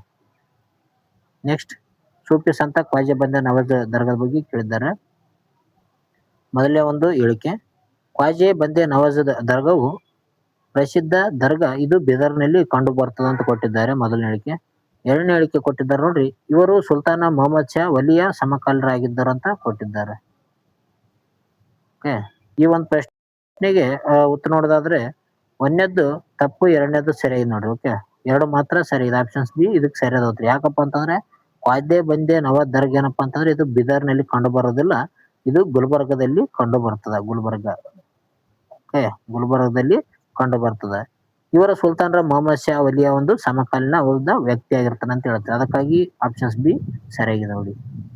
ಖ್ವಾಜಾ ಬಂದೆ ನವಾಜ್ ಅಂದ್ರೆ ಗೇರು ದರಾಜ್ ಅಂತ ಕೇಳ್ತಿರ್ತಾರ. ಇವರ ಒಂದು ದರ್ಗಾ ಗುಲ್ಬರ್ಗದಲ್ಲಿ ಕಂಡು ಬರ್ತದ. ಸುಲ್ತಾನ್ ಅಹಮದ್ ಶಾ ವಲಿ ಏನಂದ್ರೆ ಇವರ ಪರಮ ಭಕ್ತನಾಗಿರ್ತಾನ. ನೆಕ್ಸ್ಟ್, ಆಡಳಿತ ವ್ಯವಸ್ಥೆ ಯಾವ ರೀತಿಯಾಗಿತ್ತು ಅಂದ್ರೆ ಬಹುಮನಿ ಸುಲ್ತಾನರ ಬಗ್ಗೆ ಕೊಟ್ಟಿದ್ದಾರೆ ಇಲ್ಲಿ. ಮೊದಲೇ ಒಂದು ಹೇಳಿಕೆ, ಮೊಹಮ್ಮದ್ ಗವನ್ ಸಾಮ್ರಾಜ್ಯವು 4 ರಿಂದ 8 ತರಫ್ ಅಂದ್ರೆ ಪ್ರಾಂತ್ಯಗಳಾಗಿ ವಿಂಗಡಣೆ ಮಾಡಿದನ ಅಂತ ಕೊಟ್ಟಿದ್ದಾರೆ. ಈ ಒಂದು ಹೇಳಿಕೆ ಸರಿಯಾಗಿದೆ. ಎರಡನೇ ಹೇಳಿಕೆ ಕೊಟ್ಟಿದ್ದಾರೆ, ಪ್ರತಿಯೊಂದು ತರಫ್ಗೆ ತರಫ್ದಾರ್ ಎಂಬ ಒಂದು ಗವರ್ನರ್ ಇರುತ್ತಿದ್ದನಂತ ಕೊಟ್ಟಿದ್ದಾರೆ. ಈ ಒಂದು ಹೇಳಿಕೆ ಕೂಡ ಸರಿಯಾಗಿದೆ ನೋಡಿ. 1 ಮತ್ತು 2 ಹೇಳಿಕೆಗಳು ಸರಿಯಾಗಿದೆ. ಆಪ್ಷನ್ ಸಿ ಇದಕ್ಕೆ ಸರಿಯಾದ ಉತ್ತರ. ಮೊಹಮ್ಮದ್ ಗವರ್ನ ಒಂದು ಸಾಮ್ರಾಜ್ಯ 4 ರಿಂದ 8 ತರಫ್ಗಳಾಗಿ ಅಂದ್ರೆ 8 ಪ್ರಾಂತ್ಯಗಳಾಗಿ ವಿಂಗಡಣೆ ಮಾಡ್ತಾನ. ಆ ಒಂದು ಪ್ರಾಂತ್ಯಗಳಲ್ಲಿ ತರಫ್ದಾರ್ ಎಂಬ ಒಂದು ಗವರ್ನರ್ ಅನ್ನು ನೇಮಕ ಮಾಡುತ್ತಾರ. ಆಡಳಿತವನ್ನು ಚುರುಕುಗೊಳಿಸಲು ಮತ್ತು ಪ್ರಾಂತೀಯ ಅಧಿಕಾರಿಗಳ ಅಧಿಕಾರವನ್ನು ಮೊಟಕುಗೊಳಿಸಲು ಗವರ್ನರ್ ಏನ್ ಮಾಡ್ತಾನೆ ಅಂದ್ರೆ ಪ್ರಾಂತ್ಯಗಳನ್ನು ತರಫ್ಗಳಾಗಿ ಮಾಡ್ತಾನ. ಇದರ ಸಂಖ್ಯೆಯನ್ನು 8ಕ್ಕೆ ಏರಿಸ್ತಾನೆ. 4 ರಿಂದ 8ಕ್ಕೆ ಏರ್ತದೆ ಸಂಖ್ಯೆ. ಇದು ತರಫ್ದಾರ್ ಎಂಬ ಒಂದು ವ್ಯಕ್ತಿಗಳನ್ನು ಇಲ್ಲಿ ನೇಮಕ ಮಾಡ್ತಾನೆ ನೋಡ್ರಿ. ನೆಕ್ಸ್ಟ್, ನಾಣ್ಯ ಪದ್ಧತಿ ಯಾವ ರೀತಿಯಾಗಿತ್ತು ಅಂತ ಕೊಟ್ಟಿದ್ದಾರೆ ಇವರ ಒಂದು ಕಾಲದಲ್ಲಿ. ಮೊದಲನೇ ಒಂದು ಹೇಳಿಕೆ, ಬಹುಮನಿ ಸುಲ್ತಾನರ ನಾಣ್ಯಗಳನ್ನು ಒನ್ನು ಎಂದು ಕರೆಯಲಾಗುತ್ತಿತ್ತು ಅಂತ ಕೊಟ್ಟಿದ್ದಾರೆ. ಒಂದು ಹೇಳಿಕೆ ಏನಪ್ಪಾ ಅಂತಂದ್ರೆ ತಪ್ಪಾಗಿದೆ. ಎರಡನೇ ಹೇಳಿಕೆ ಕೊಟ್ಟಿದ್ದಾರೆ, ಇವರ ನಾಣ್ಯಗಳ ಮೇಲೆ ಅರೇಬಿಕ್ ಮತ್ತು ಪರ್ಷಿಯನ್ ಲಿಪಿಯನ್ನು ಬಳಸಲಾಗುತ್ತಿತ್ತು ಅಂತ ಕೊಟ್ಟಿದ್ದಾರೆ. ಅರೇಬಿಕ್ ಮತ್ತು ಪರ್ಷಿಯನ್ ಲಿಪಿಯನ್ನು ಬಳಸಲಾಗುತ್ತಿತ್ತು ಅಂತ ಕೊಟ್ಟಿದ್ದಾರೆ. ಇದು ಏನಂದ್ರೆ ಎರಡನೇ ಹೇಳಿಕೆ ಸರಿಯಾಗಿದೆ. ಓಕೆ, ಆಪ್ಷನ್ಸ್ ಬಿ ಏನಂದ್ರೆ ಕೇವಲ 2 ಹೇಳಿಕೆ ಮಾತ್ರ ಸರಿಯಾಗಿದೆ. ಯಾಕಪ್ಪ ಅಂತಂದ್ರೆ ಬಹುಮನಿ ಸುಲ್ತಾನರ ನಾಣ್ಯಗಳ ಮೇಲೆ ಒನ್ನು ಎಂಬ ಒಂದು ಕರೆಯಲಾಗುತ್ತಿತ್ತು ಎಂಬುದು ತಪ್ಪು. ಯಾಕಂದ್ರೆ ವಿಜಯನಗರ ಒಂದು ನಗರ ಸಾಮ್ರಾಜ್ಯದ ಕಾಲದಲ್ಲಿ ಅವರ ಒಂದು ನಾಣ್ಯಗಳನ್ನು ಒನ್ನು ಎಂದು ಕರಿತಿರ್ತಾರ. ಬಹುಮನಿ ಸುಲ್ತಾನರ ಒಂದು ನಾಣ್ಯಗಳನ್ನ ಏನಂತ ಕರಿತಿರ್ತಾರಪ್ಪ ಅಂತಂದ್ರೆ ಟಂಕ ಎಂದು ಕರಿತಿರ್ತಾರ ನೋಡ್ರಿ. ಈ ರೀತಿಯಾಗಿ ತಿಳಿದುಕೊಳ್ಬೇಕಾತ್ ನಾವು. ಟಂಕ ಎಂದು ಇವ್ರು ಕರಿತಿರ್ತಾರ. ಒನ್ನು ಅಂತ ಯಾರು ಕರಿತಿರ್ತಾರ ವಿಜಯನಗರ ಸಾಮ್ರಾಜ್ಯದ ಕಾಲದಲ್ಲಿ ಅವರ ಒಂದು ನಾಣ್ಯಗಳನ್ನು ಒನ್ನು ಅಂತ ಕರಿತಿರ್ತಾರೆ ನೋಡ್ರಿ. ಅದಕ್ಕಾಗಿ ಆಪ್ಷನ್ಸ್ ಬಿ ಮಾತ್ರ ಸರಿಯಾಗಿದೆ ನೋಡಿ. ಒನ್ನು ಅಥವಾ ಹೊರ ಎಂದು ಏನಪ್ಪಾ ಅಂತಂದ್ರೆ ವಿಜಯನಗರ ಸಾಮ್ರಾಜ್ಯದ ನಾಣ್ಯಗಳಾಗಿ ಅವುಗಳ ಹೆಸರನ್ನು ಕರಿತಿರ್ತಾರೆ ನೋಡಿ. ಬಹುಮನಿ ಸುಲ್ತಾನರಲ್ಲಿ ಟಂಕ ಎಂಬ ಒಂದು ಬೆಳ್ಳಿಯ ನಾಣ್ಯ ಚಲಾವಣೆಗೆ ಇರ್ತದ ಅಂತಾನೆ ಹೇಳ್ತೀವಿ. ಚಲಾವಣೆಯಲ್ಲಿ ಇರ್ತದ ಟಂಕ ಎಂಬ ಒಂದು ನಾಣ್ಯ ಬಹುಮನಿ ಸುಲ್ತಾನರ ಕಾಲದಲ್ಲಿ ಇರ್ತದ. ನೆಕ್ಸ್ಟ್ ಗವರ್ನ ಮರಣ ಯಾವ ರೀತಿ ಆಯ್ತು ಅಂತ ಕೊಟ್ಟಿದ್ದಾರೆ ನೋಡ್ರಿ ಇಲ್ಲಿ. ಮೊಹಮ್ಮದ್ ಗವನ್ ಏನಪ್ಪಾ ಅಂತಂದ್ರೆ ಪ್ರಮುಖ ವ್ಯಕ್ತಿಯಾಗಿದ್ದಾನೆ. ಇತನ ಮೇಲೆ ಪ್ರಶ್ನೆ ಬರುವಂತ ಸಾಧ್ಯತೆ ಜಾಸ್ತಿ ಇರ್ತದ ನೋಡ್ರಿ. ಮೊದಲನೇ ಒಂದು ಹೇಳಿಕೆ ಕೊಟ್ಟಿದ್ದಾರೆ, ಮೊಹಮ್ಮದ್ ಗವನ್ನು ದೇಶದ್ರೋಹದ ಸುಳ್ಳು ಆರೋಪದ ಮೇಲೆ ಗಲ್ಲಿಗೇರಿಸಲಾಯ್ತು ಅಂತ ಕೊಟ್ಟಿದ್ದಾರೆ. ಈ ಒಂದು ಹೇಳಿಕೆ ಏನಂದ್ರೆ ಸರಿಯಾಗಿದೆ. ಎರಡನೇ ಒಂದು ಹೇಳಿಕೆ ಕೊಟ್ಟಿದ್ದಾರೆ ನೋಡ್ರಿ. ಈ ಒಂದು ಘಟನೆಯು 1481ರಲ್ಲಿ ಮೂರನೇ ಮೊಹಮ್ಮದ್ ಶಾನ ಆದೇಶದಂತೆ ನಡೀತು ಅಂತ ಕೊಟ್ಟಿದ್ದಾರೆ. ಈ ಒಂದು ಹೇಳಿಕೆ ಕೂಡ ಸರಿಯಾಗಿದೆ ನೋಡಿ. ಮೂರನೇ ಮೊಹಮ್ಮದ್ ಶಾನ ಆದೇಶದಂತೆ 1481ರಲ್ಲಿ ಈ ಒಂದು ಮೊಹಮ್ಮದ್ ಗವರ್ನನ್ನು ನೇಣುಗಂಬಕ್ಕೆ ಏರಿಸಲಾಗುತ್ತದೆ. ಓಕೆ, 1 ಮತ್ತು 2 ಸರಿಯಾಗಿದೆ. ಆಪ್ಷನ್ ಸಿ ಸರಿಯಾದ ಉತ್ತರ. ದಕ್ಕನ್ನ ಮುಸ್ಲಿಮರು ಏನ್ ಮಾಡ್ತಾರ ಅಂದ್ರೆ ಗವರ್ನ ವಿರುದ್ಧ ಪಿತೂರಿ ನಡೆಸಿಗೆಸಿಂದ ನಕಲಿ ಪತ್ರ ಸೃಷ್ಟಿ ಮಾಡಿಗೆಸಿಂದ ಆತನನ್ನು ದ್ರೋಹ ಬಗೆತಾರೆ. ಇದರಿಂದಾಗಿ ಗವನ್ಗೆ ಮರಣ ದಂಡನೆ ವಿಧಿಸಲಾಗುತ್ತದೆ. ಇದು ಸಾಮ್ರಾಜ್ಯದ ಮುಂದಿನ ಒಂದು ಪತನಕ್ಕೆ ನಾಂದಿ ಆಗುತ್ತದೆ ಅಂತ ಹೇಳ್ತೀವಿ. ಅಂದ್ರೆ ಮೊಹಮ್ಮದ್ ಗವಾನ್ ಚುರುಕು ಬುದ್ಧಿ ಆಗಿರ್ತದ. ಆತನ ಮಂತ್ರಿ ಅಂದ್ರೆ ಮಂತ್ರಿ ಆಗಿರ್ತಾನ ಗವಾನ್. ಈತ ಮದ್ರಾಸ ಎಂಬ ಒಂದು ಶಿಕ್ಷಣ ಕ್ಷೇತ್ರವನ್ನು ತೆಗಿತಾನೆ ಅಂತ ಹೇಳ್ಬೋದು. ಒಂದು ಗ್ರಂಥಾಲಯ ಕೂಡ ದೊಡ್ಡದಾಗಿರುತ್ತೆ ಈ ಒಂದು ಮದ್ರಾಸದಲ್ಲಿ. ಇದು ಮದ್ರಾಸ್ ಕಂಡು ಬರೋದಿಲ್ಲ ಅಂದ್ರೆ ಬೀದರ್ನಲ್ಲಿ ಕಂಡು ಬರ್ತದ. ಸೈನ್ಯ ಪದ್ಧತಿ ಯಾವ ರೀತಿಯಾಗಿತ್ತು ಅಂತ ಕೊಟ್ಟಿದ್ದಾರೆ ನೋಡ್ರಿ. ಮೊದಲನೇ ಒಂದು ಹೇಳಿಕೆ, ದಕ್ಷಿಣ ಭಾರತದಲ್ಲಿ ಪ್ರಥಮ ಬಾರಿಗೆ ಫಿರಂಗಿಗಳನ್ನು ಬಳಸಿದವರು ಬಹುಮನಿ ಸುಲ್ತಾನ್ ಅಂತ ಕೊಟ್ಟಿದ್ದಾರೆ. ಇದು ಸರಿಯಾಗಿದೆ ನೋಡಿ. ದಕ್ಷಿಣ ಭಾರತದಲ್ಲಿ ಪ್ರಥಮ ಬಾರಿಗೆ ಫಿರಂಗಿಗಳನ್ನು ಬಳಕೆ ಮಾಡಿದಂತ ಒಂದು ಮನೆತನ ಯಾವ್ದಾದ್ರೆ ಅದು ಬಹುಮನಿ ಸುಲ್ತಾನರು. ಎರಡನೇ ಒಂದು ಹೇಳಿಕೆ ಕೊಟ್ಟಿದ್ದಾರೆ ನೋಡ್ರಿ, ಇವರು ವಿಜಯನಗರದ ವಿರುದ್ಧ ಯುದ್ಧದಲ್ಲಿ ಫಿರಂಗಿ ಪಡೆಯನ್ನು ಬಳಕೆ ಮಾಡಿದಾರ ಅಂತ ಕೊಟ್ಟಿದ್ದಾರೆ. ಈ ಒಂದು ಹೇಳಿಕೆ ಕೂಡ ಸರಿಯಾಗಿದೆ. ಯಾಕಪ್ಪ ಅಂತಂದ್ರೆ ಈ ಒಂದು ಬಹುಮನಿ ಸುಲ್ತಾನರು ಅತಿ ಹೆಚ್ಚಾಗಿ ವಿಜಯನಗರ ಸಾಮ್ರಾಜ್ಯದ ಮೇಲೆನೆ ಆಕ್ರಮಣ ಮಾಡ್ತಿದ್ರು. ಯಾಕಂತ ಕೂಡ ನಿಮ್ಗೆ ಗೊತ್ತಾಗಿದೆ. ಅದು ರಾಯಚೂರು ದೋವ ಪ್ರದೇಶಕ್ಕಾಗಿ ಆಕ್ರಮಣ ಮಾಡ್ತಿರ್ತಾರ. ಇದು 1 ಸರಿ ಇದೆ, 2 ಸರಿ ಇದೆ, 1 2 ಸರಿ 2 ತಪ್ಪಂತ ಕೊಟ್ಟಿದ್ದಾರೆ. 1 ಮತ್ತು 2 ಹೇಳಿಕೆಗಳು ಏನಪ್ಪಾ ಅಂತಂದ್ರೆ ಸರಿಯಾಗಿವೆ ಅಂತಾನೆ ಹೇಳ್ತೀವಿ ನಾವು. ಕ್ರಿಸ್ತ ಶಕ 1367ರಲ್ಲಿ ಏನ್ ಮಾಡ್ತಾರಂದ್ರೆ ಬಹುಮನಿ ಸೇನೆಯು ವಿಜಯನಗರದ ವಿರುದ್ಧ ಯುದ್ಧವನ್ನು ಸಾರ್ತದ. ಆ ಒಂದು ಸಮಯದಲ್ಲಿ ಫಿರಂಗಿಗಳನ್ನು ಬಳಕೆ ಮಾಡ್ತಾರೆ ಇವರು. ಇದು ದಕ್ಷಿಣ ಭಾರತದ ಯುದ್ಧ ತಂತ್ರದಲ್ಲಿ ದೊಡ್ಡ ಬದಲಾವಣೆ ತರ್ತದ ಅಂತ ಹೇಳ್ತೀವಿ. ಯಾವಾಗ 1367ಕ್ಕೆ. ಓಕೆ, ಕ್ರಿಸ್ತ ಶಕ ಆ ಒಂದು ಸಮಯದಲ್ಲಿ ಯುದ್ಧ ಮಾಡ್ತಾರೆ ನೋಡ್ರಿ. ನೆಕ್ಸ್ಟ್ ಬೀದರ್ನ ಒಂದು ಸ್ಮಾರಕಗಳ ಬಗ್ಗೆ ಕೊಟ್ಟಿದ್ದಾರೆ. ಈ ಒಂದು ಹೇಳಿಕೆ ಪ್ರಶ್ನೆ ಏನಪ್ಪಾ ಅಂತಂದ್ರೆ ನಿಮಗಾಗಿ. ಓಕೆ, ಮೊದಲ ಒಂದು ಹೇಳಿಕೆ ಕೊಟ್ಟಿದ್ದಾರೆ ನೋಡ್ರಿ, ಪ್ರಖ್ಯಾತ ಸೋಲಕಂಬ ಮಸೀದಿ ಬೀದರ್ ಕೋಟೆಯಲ್ಲಿ ಕಂಡು ಬರ್ತದೆ ಅಂತ ಕೊಟ್ಟಿದ್ದಾರೆ. ಎರಡನೇ ಒಂದು ಹೇಳಿಕೆ ಕೊಟ್ಟಿದ್ದಾರೆ, ರಂಗಿನ್ ಮಾಲ್ ಕೂಡ ಬೀದರ್ನಲ್ಲೇ ಇರುವಂತ ಪ್ರಮುಖ ಸ್ಮಾರಕ ಅಂತ ಕೊಟ್ಟಿದ್ದಾರೆ. ಕ್ವಶನ್ ನಂಬರ್ 2 ಅಂತ ಹಾಕಿಗೆಸಿಂದ ಈ ಒಂದು ಪ್ರಶ್ನೆಗೆ ನೀವೇನಂದ್ರೆ ಕಮೆಂಟ್ ಮೂಲಕ ಉತ್ತರವನ್ನು ತಿಳಿಸಿ. ಓಕೆ, ಮಿಸ್ ಮಾಡಕ್ ಹೋಗ್ಬೇಡ್ರಿ ಯಾರು. ನೆಕ್ಸ್ಟ್ ಪ್ರಶ್ನೆ ಹೋಗೋಣ. ಸಾಮ್ರಾಜ್ಯದ ಅತ್ಯಂತ ಅಂತ್ಯದ ಕುರಿತು ಬಗ್ಗೆ ಕೇಳಿದ್ದಾರೆ ನೋಡ್ರಿ. ಅಂದ್ರೆ ಸಾಮ್ರಾಜ್ಯ ಬಹುಮನಿ ಸುಲ್ತಾನ ಸಾಮ್ರಾಜ್ಯ ಯಾವ ರೀತಿ ಅಂತ್ಯ ಆಯ್ತು ಅಂತ ಕೊಟ್ಟಿದ್ದಾರೆ. ಮೊದಲನೇ ಒಂದು ಹೇಳಿಕೆ ಕೊಟ್ಟಿದ್ದಾರೆ ನೋಡ್ರಿ, ಬಹುಮನಿ ಸಾಮ್ರಾಜ್ಯದ ಕೊನೆಯ ಸುಲ್ತಾನರು ಯಾರಂದ್ರೆ ಕಲಿಮುಲ್ಲಾ ಶಾ ಅಂತ ಕೊಟ್ಟಿದ್ದಾರೆ. ಓಕೆ, ಎರಡನೇ ಒಂದು ಹೇಳಿಕೆ ಕೊಟ್ಟಿದ್ದಾರೆ, ಇವರ ಮರಣ ನಂತರ 1527ರಲ್ಲಿ ಸಾಮ್ರಾಜ್ಯವು ಸಂಪೂರ್ಣವಾಗಿ ಪತನವಾಯ್ತು ಅಂತ ಕೊಟ್ಟಿದ್ದಾರೆ. ಓಕೆ, ಇದಕ್ಕೆ 1 ಸರಿದೆ, 2 ಸರಿದೆ, 1 2 ಸರಿ 2 ತಪ್ಪಂತ ಕೊಟ್ಟಿದ್ದಾರೆ. ಸರಿಯಾದ ಉತ್ತರ 1 ಮತ್ತು 2 ಸರಿಯಾಗಿ ನೋಡಿ. ಬಹುಮನಿ ಸಾಮ್ರಾಜ್ಯದ ಕೊನೆಯ ದೊರೆ ಯಾರಂದ್ರೆ ಕಲಿಮುಲ್ಲಾ ಶಾ. ಓಕೆ, 1527ರಲ್ಲಿ ಸಾಮ್ರಾಜ್ಯವು ಸಂಪೂರ್ಣವಾಗಿ ಪತನ ಹೊಂದುತ್ತದೆ ನೋಡ್ರಿ. 1527ರಲ್ಲಿ 1347ಕ್ಕೆ ಸ್ಟಾರ್ಟ್ ಆಗಿ 1527ಕ್ಕೆ ಇದು ಸಂಪೂರ್ಣವಾಗಿ ಪತನ ಹೊಂದುತ್ತದೆ. ಗವಾನ್ ಮರಣ ನಂತರ ದುರ್ಬಲವಾದ ಸುಲ್ತಾನರು ಪ್ರಾಂತ್ಯಗಳಲ್ಲಿ ಮೇಲಿನ ಹಿಡಿತ ಕಳೆದುಕೊಳ್ಳುತ್ತಾರೆ. ಕಲಿಮುಲ್ಲಾ ಶಾನೊಂದಿಗೆ ಸಾವಿನೊಂದಿಗೆ 5 ಪ್ರಾಂತ್ಯಗಳು ಸ್ವತಂತ್ರ ರಾಜ್ಯಗಳಾಗಿ ವಿಭಜನೆ ಹೊಂದುತ್ತವೆ. ಎಷ್ಟು ರಾಜ್ಯಗಳಾಗಿ? 5 ಶಾಹಿ ಮನೆತನಗಳು ವಿಭಜನೆ ಆತ ನೋಡ್ರಿ 1527ಕ್ಕೆ. ಆಡಳಿತ ಭಾಷೆ ಕುರಿತು ಕೇಳಿದ್ದಾರೆ ಹೇಳಿಕೆ ಪ್ರಶ್ನೆ. ಮೊದಲನೇ ಒಂದು ಹೇಳಿಕೆ, ಬಹುಮನಿ ಸಾಮ್ರಾಜ್ಯದ ಪ್ರಮುಖ ಆಡಳಿತ ಭಾಷೆ ಪರ್ಷಿಯನ್ ಆಗಿತ್ತು ಅಂತ ಕೊಟ್ಟಿದ್ದಾರೆ. ಕಂದಾಯ ವ್ಯವಹಾರದಲ್ಲಿ ಮರಾಠಿ ಮತ್ತು ಕನ್ನಡ ಭಾಷೆಯನ್ನು ಸಂಪೂರ್ಣವಾಗಿ ನಿಷೇಧಿಸಲಾಗಿತ್ತು ಅಂತ ಕೊಟ್ಟಿದ್ದಾರೆ ನೋಡ್ರಿ. ಈ ಒಂದು ಪ್ರಶ್ನೆಗೆ ಉತ್ತರ ನೋಡೋಣ. ಮೊದಲನೇದಾಗಿ ಬಹುಮನಿ ಸಾಮ್ರಾಜ್ಯ ಪ್ರಮುಖ ಆಡಳಿತ ಭಾಷೆ ಯಾವ್ದಾಗಿರುತ್ತೆ? ಪರ್ಷಿಯನ್ ಆಗಿರುತ್ತೆ. ಇದು ಕರೆಕ್ಟ್ ಆಗಿದೆ ನೋಡ್ರಿ. ಕಂದಾಯ ವ್ಯವಸ್ಥೆಯಲ್ಲಿ ಏನಂದ್ರೆ ಮರಾಠಿ ಮತ್ತು ಕನ್ನಡ ಭಾಷೆಗಳನ್ನು ಸಂಪೂರ್ಣವಾಗಿ ನಿಷೇಧ ಮಾಡಲಾಯಿತು ಅಂತ ಕೊಟ್ಟಿದ್ದಾರೆ. ಇದು ತಪ್ಪಾಗಿದೆ. ಇವ್ರು ಏನಪ್ಪಾ ಅಂತಂದ್ರೆ ಮರಾಠಿ ಭಾಷೆ ಆಗಿರ್ಬೋದು, ಕನ್ನಡ ಆಗಿರ್ಬೋದು, ತೆಲುಗು ಆಗಿರ್ಬೋದು, ಈ ಒಂದು ಭಾಷೆಗಳನ್ನು ಕೂಡ ಕಂದಾಯ ವ್ಯವಸ್ಥೆಯಲ್ಲಿ ಬಳಕೆ ಮಾಡ್ತಿರ್ತಾನ. ಇಲ್ಲಿ ನಿಷೇಧ ಮಾಡಲಾಯಿತು ಅಂತ ಕೊಟ್ಟಿದ್ರೆ ಅದಕ್ಕಾಗಿ ಈ ಒಂದು ಹೇಳಿಕೆ ತಪ್ಪಾಗಿದೆ. ಕೇವಲ ಒಂದು ಮಾತ್ರ ಸರಿಯಾಗಿ ನೋಡಿ. ಆಪ್ಷನ್ ಸಿ ಸರಿಯಾದ ಉತ್ತರ. ಆಡಳಿತ ಭಾಷೆಯಲ್ಲಿ ಪರ್ಷಿಯನ್ ಭಾಷೆ ಆಗಿದ್ರು ಕೂಡ ಪ್ರಾದೇಶಿಕ ಭಾಷೆಗಳಾದ ಮರಾಠಿ, ಕನ್ನಡ, ತೆಲುಗು ಭಾಷೆಗಳನ್ನು ಕಂದಾಯ ಮತ್ತು ಸ್ಥಳೀಯ ಲೆಕ್ಕಪತ್ರಗಳಲ್ಲಿ ಬಳಕೆ ಮಾಡ್ತಿರ್ತಾರೆ. ದಕ್ಕನ್ ಉರ್ದು ಕೂಡ ಈ ಒಂದು ಸಮಯದಲ್ಲಿ ಬೆಳೀತದ ಅಂತ ಹೇಳ್ಬೋದು. ಉರ್ದು ಅಂತ ನಾವು ಕರಿತೀವಿ. ಅದು ಕೂಡ ಬಳಕೆಗೆ ಬರ್ತದೆ. 18ನೇ ಒಂದು ಪ್ರಶ್ನೆ ಫಿರೋಜ್ ಶಾನ ಕುರಿತು ಕೊಟ್ಟಿದ್ದಾರೆ. ತಾಜುದ್ದೀನ್ ಫಿರೋಜ್ ಶಾ ಖಗೋಳಶಾಸ್ತ್ರದಲ್ಲಿ ಆಸಕ್ತಿ ಹೊಂದಿದ್ದು ಈತ ದೌಲತಾಬಾದ್ನಲ್ಲಿ ವೀಕ್ಷಣಾಲಯವನ್ನು ನಿರ್ಮಾಣ ಮಾಡುತ್ತಾನಂತ ಕೊಟ್ಟಿದ್ದಾರೆ. ಈ ಒಂದು ಹೇಳಿಕೆ ಏನಂದ್ರೆ ಸರಿ ನೋಡಿ 7ನೇ ಕ್ಲಾಸ್ ಬುಕ್ನಲ್ಲಿದೆ. 7th ಬುಕ್ನಲ್ಲಿ ಕಂಡು ಬರ್ತದೆ ನೋಡ್ರಿ. 7th ಕ್ಲಾಸ್ ಬುಕ್ನಲ್ಲಿ ಕಂಡು ಬರ್ತದೆ. ಅದು ತಾಜುದ್ದೀನ್ ಫಿರೋಜ್ ಶಾ ಏನಪ್ಪಾ ಅಂತಂದ್ರೆ ಖಗೋಳಶಾಸ್ತ್ರದಲ್ಲಿ ಆಸಕ್ತಿ ಹೊಂದಿರ್ತಾನೆ. ಈತ ಆ ಒಂದು ದೌಲತಾಬಾದ್ನಲ್ಲಿ ವೀಕ್ಷಣಾಲಯವನ್ನು ನಿರ್ಮಿಸ್ತಾನಂತ. ಇದು ಸರಿಯಾಗಿ ನೋಡಿ. ಇದು ನಿರ್ಮಿಸ್ತಾನ. ಓಕೆ. 2ನೇ ಒಂದು ಹೇಳಿಕೆ ಕೊಟ್ಟಿದ್ದಾರೆ. ಇವನಿಗೆ ಪರ್ಷಿಯನ್, ಅರೇಬಿಕ್ ಜೊತೆಗೆ ಕನ್ನಡ, ತೆಲುಗು ಭಾಷೆಗಳು ಕೂಡ ತಿಳಿದಿದ್ದು ಅಂತ ಕೊಟ್ಟಿದ್ದಾರೆ. ಈ ಒಂದು ಹೇಳಿಕೆ ಕೂಡ ಸರಿಯಾಗಿದೆ ಅಂತಾನೆ ಹೇಳ್ತೀನಿ ನೋಡ್ರಿ. ಫಿರೋಜ್ ಶಾ ಒಬ್ಬ ಶ್ರೇಷ್ಠ ವಿದ್ವಾಂಸನಾಗಿದ್ರು ಕೂಡ ಬಹುಭಾಷೆ ಪಂಡಿತನಾಗಿರ್ತಾನ. ಹಿಂದೂ ಮಹಿಳೆಯರನ್ನು ವಿವಾಹ ಆಗಿದ್ದ. ಇವನು ಸರ್ವಧರ್ಮ ಸಮನ್ವಯತೆಯನ್ನು ತೋರುತ್ತಿರ್ತಾನ ನೋಡ್ರಿ ಫಿರೋಜ್ ಶಾ ನೋಡ್ರಿ. ನೆಕ್ಸ್ಟ್ ಮಂತ್ರಿ ಮಂಡಲದ ಬಗ್ಗೆ ಕೊಟ್ಟಿದ್ದಾರೆ. ಮೊದಲನೇ ಒಂದು ಹೇಳಿಕೆ ನೋಡೋಣ. ಮೊದಲನೇ ಒಂದು ಹೇಳಿಕೆ ವಜೀರ್ ಎ ಅಶ್ರಫ್ ಎಂಬುವರು ವಿದೇಶಾಂಗ ವ್ಯವಹಾರದಲ್ಲಿ ಸಚಿವರಾಗಿದ್ದಾರೆ ಅಂತ ಕೊಟ್ಟಿದ್ದಾರೆ. ಓಕೆ. ವಜೀರ್ ಎ ಅಶ್ರಫ್ ಏನಪ್ಪಾ ಅಂತಂದ್ರೆ ವಿದೇಶಾಂಗ ವ್ಯವಹಾರಗಳ ಸಚಿವ ಇರ್ತಾನೆ ನೋಡ್ರಿ. ಸರಿಯಾದಾಗಿದೆ ಇದು. 2ನೇ ಒಂದು ಹೇಳಿಕೆ ಕೊಟ್ಟಿದ್ದಾರೆ. ಸದರ್ ಎ ಜಹಾನ್ ಎಂಬುದು ನ್ಯಾಯ ಮತ್ತು ಧಾರ್ಮಿಕ ಇಲಾಖೆಯ ಮುಖ್ಯಸ್ಥನಾಗಿರ್ತಾನೆ ಅಂತ ಕೊಟ್ಟಿದ್ದಾರೆ.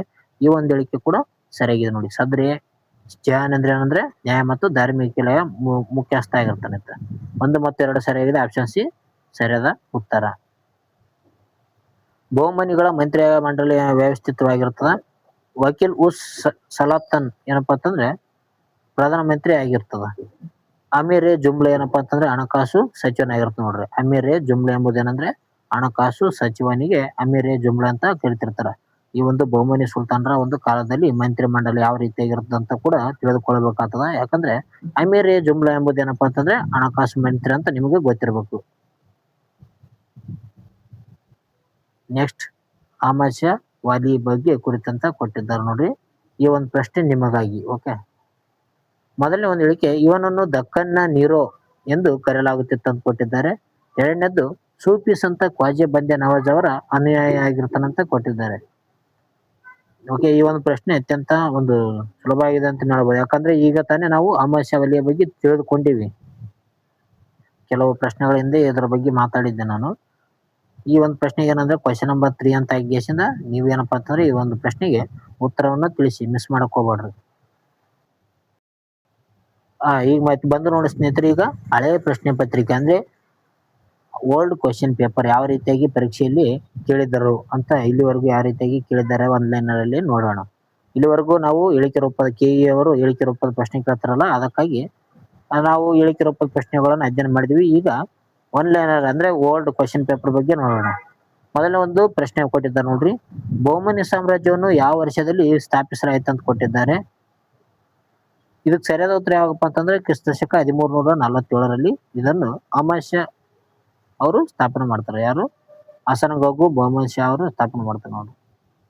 ಓಕೆ. ಕ್ರಿಸ್ತಶಕ 1347. ಇದು ವಿಜಯನಗರ ಸಾಮ್ರಾಜ್ಯ ಸ್ಥಾಪನೆ ಆಗಿ 11 ವರ್ಷದ ಬಳಿಕ ಸ್ಥಾಪನೆ ಆಗ್ತದೆ ನೋಡ್ರಿ. ಅದು ಆಪ್ಷನ್ಸ್ ಬಿ ಸರಿಯಾದ ಉತ್ತರ ಇದು ನೋಡ್ರಿ. ವಿಜಯನಗರ ಸಾಮ್ರಾಜ್ಯ ಸ್ಥಾಪನೆ ಆಗಿ 11 ವರ್ಷಗಳ ನಂತರ 1347ರಲ್ಲಿ ಜಫರ್ ಖಾನ್ ಬಹುಮನಿ ಸಾಮ್ರಾಜ್ಯವನ್ನು ಸ್ಥಾಪನೆ ಮಾಡ್ತಾನ. ವಿಜಯನಗರ ಸಾಮ್ರಾಜ್ಯ ಸ್ಥಾಪನೆ ಆಗಿದೆ ಯಾವ ಅಂತೂ ಕೂಡ ಕೇಳಿದ್ದಾರೆ. 1336ರಲ್ಲಿ ಸ್ಥಾಪನೆ ಆಗ್ತದೆ ಅದು. 22ನೇ ಒಂದು ಪ್ರಶ್ನೆ. ಬೀದರ್ನಲ್ಲಿರುವಂತಹ ಪ್ರಖ್ಯಾತ ಮದ್ರಸವನ್ನು ಯಾರು ನಿರ್ಮಿಸಿದ್ರು ಅಂತ ಕೊಟ್ಟಿದ್ದಾರೆ. ಈ ಒಂದು ಪ್ರಶ್ನೆ ಕೂಡ ಪ್ರಮುಖವಾಗಿದೆ ನೋಡಿ. ಇದಕ್ಕೆ ಸರಿಯಾದ ಉತ್ತರ ಯಾವ್ದಂದ್ರೆ ಮೊಹಮ್ಮದ್ ಗವನ್ ಮದ್ರಸವನ್ನು ಸ್ಥಾಪನೆ ಮಾಡ್ತಾನ. ಮೊಹಮ್ಮದ್ ಗವನ್ ನಿರ್ಮಿಸಿದ ಈ ಒಂದು ಮದ್ರಸ ಶಿಕ್ಷಣ ಸಂಸ್ಥೆ ಆಗಿರುತ್ತೆ ನೋಡ್ರಿ. ಇದು 3 ಅಂತಸ್ತುಗಳನ್ನು ಹೊಂದಿರ್ತದ. 3 ರೀತಿಯ ಅಂತಸ್ತುಗಳನ್ನು ಹೊಂದಿರುತ್ತೆ ನೋಡ್ರಿ. ಮಧ್ಯಪ್ರಾಚ್ಯ ವಾಸ್ತುಶಿಲ್ಪ ಶೈಲಿಯನ್ನು ಇದು ಹೋಲುತ್ತದ. ಇಲ್ಲಿ 3000ಕ್ಕೂ ಹೆಚ್ಚು ಗ್ರಂಥಗಳು ಕಂಡು ಬರ್ತವೆ. ಮದ್ರಸೆಯಲ್ಲಿ ಕಂಡು ಬರ್ತದೆ ಅಂದ್ರೆ ಬೀದರ್ನಲ್ಲಿ ಕಂಡು ಬರ್ತದ. ಪ್ರಮುಖವಾಗಿ ನೋಡ್ರಿ ಯಾವ ಸ್ಥಳದಲ್ಲಿ ಮದ್ರಾಸ್ ಕಂಡು ಬರ್ತದೆ ಅಂದ್ರೆ ಬೀದರ್ನಲ್ಲಿ ಕಂಡು ಬರ್ತದ. ನೆಕ್ಸ್ಟ್ ದಕ್ಷಿಣ ಭಾರತದ ಪ್ರಮುಖ ಪ್ರಶ್ನೆ ಕೊಟ್ಟಿದ್ದಾರೆ. ದಕ್ಷಿಣ ಭಾರತದಲ್ಲಿ ಪ್ರಥಮ ಬಾರಿಗೆ ಫಿರಂಗಿಗಳನ್ನು ಬಳಕೆ ಮಾಡಿದಂತ ಸಾಮ್ರಾಜ್ಯ ಯಾವ್ದು ಅಂತ ಕೊಟ್ಟಿದ್ದಾರೆ.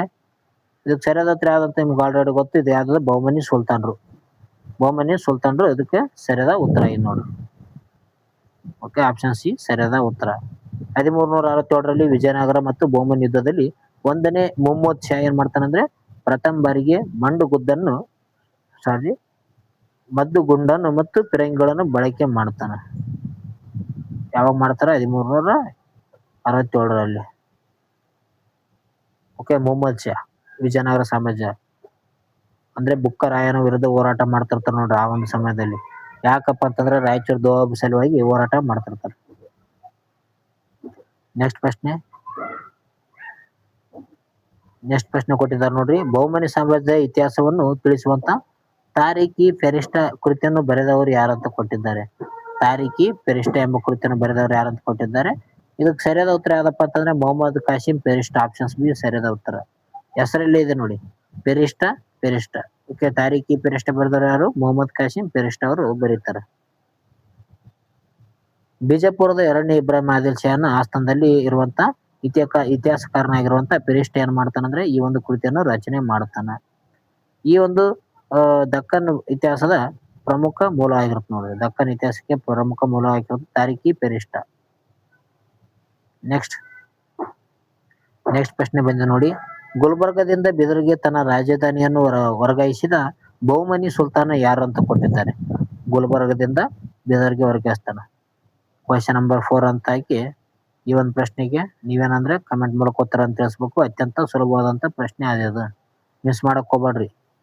ನೆಕ್ಸ್ಟ್ ಪ್ರಶ್ನೆ ಹೋಗೋಣ. ನೆಕ್ಸ್ಟ್ ಪ್ರಶ್ನೆ ಬಂದು ನೋಡ್ರಿ, ಇವು ಕೂಡ ಇಂಪಾರ್ಟೆಂಟ್ ಆದಂತ ಪ್ರಶ್ನೆ. ಒಂದಿಸಿ ಬೇರೆ ಈ ರೀತಿಯಾದಂತ ಕೆ ಎಕ್ಸಾಮ್ ನಲ್ಲಿ ಕೇಳುವಂತ ಸಾಧ್ಯತೆ ಇರ್ತದ. ಓಕೆ, ಮೊದಲನೇದಾಗಿ ಕೇಳಿದ್ದಾರೆ ನೋಡ್ರಿ. ಬಹುಮನಿ ವಿಭಜನೆ ಮತ್ತು ನಂತರ ಶಾಹಿ ಮಂಥನಗಳ ಅವುಗಳ ರಾಜಧಾನಿಗಳ ಬಗ್ಗೆ ಕೊಟ್ಟಿದ್ದಾರೆ. ಪಟ್ಟಿ ಎ, ಪಟ್ಟಿ ಬಿ. ಪಟ್ಟಿ ಎ ನಲ್ಲಿ ಒಂದು ಶಾಹಿ ಮನೆತನಗಳು ಅವುಗಳ ಒಂದು ರಾಜಧಾನಿಗಳಿಗೆ ಕೊಟ್ಟಿದ್ದಾರೆ. ಮೊದಲನೇದು ನೋಡೋಣ ನಾವು, ಆದಿಲ್ ಶಾಹಿ. 5 ಮನೆತನಗಳ ವಿಭಜನೆ ಹೊಂದುತ್ತಲ್ಲ, ಅದರಲ್ಲಿ ಮೊದಲನೇದಾಗಿ ಆದಿಲ್ ಶಾಹಿ. ಇದು ನೋಡಿದ್ವಿ ನಾವು, ಬಿಜಾಪುರದ ಆದಿಲ್ ಶಾಹಿ ಅಂತ ನಾವು ಕರಿತೇವೆ. ಅಂದ್ರೆ ಇದಕ್ಕ ಒಂದನೇದು ಕ್ಯೂ ಎಲ್ಲಿದೆ? ಇಲ್ಲಿದೆ. ಒಂದನೇದು ಪಿ ಇದೆ, ಇದು ತಪ್ಪು. ಒಂದನೇದು ಆರ್ ಇದೆ, ಇದು ತಪ್ಪು. ಒಂದನೇದು ಎಸ್ ಇದೆ, ಇದು ಕೂಡ ತಪ್ಪು ನೋಡ್ರಿ. ಆಪ್ಷನ್ ಸಿ ಏನಪ್ಪಾ ಅಂತಂದ್ರೆ ಇದಕ್ಕ ಸರಿಯಾದ ಉತ್ತರ ಆಗಿದೆ. ಕುತುಬ್ ಶಾಹಿ ಏನಪ್ಪಾ ಅಂತಂದ್ರೆ ಆರ್ ನೋಡ್ರಿ. ಗೋಲ್ಕೊಂಡದ ಕುತುಬ್ ಶಾಹಿಗಳು ಅಂತ ನಾವು ಕರಿತೇವೆ. ನಿಜಾಂ ಶಾಹಿಗಳು ಏನಪ್ಪಾ ಅಂತಂದ್ರೆ ಅಹಮದಾಬಾದ್ನ ನಿಜಾಂ ಶಾಹಿಗಳು ಅಂತ ನಾವು ಕರಿತೇವೆ. ಬಿದರ್ನ ಬರೀದ್ ಶಾಹಿಗಳು ಅಂತ ನಾವು ಕರಿತೀವಿ ನೋಡ್ರಿ. ಈ ರೀತಿಯಾಗಿ ಒಂದಿಷ್ಟು ಬೇರೆ ರೀತಿಯಲ್ಲಿ ಪ್ರಶ್ನೆಗಳನ್ನು ಕೇಳ್ತಾರೆ ನೋಡ್ರಿ.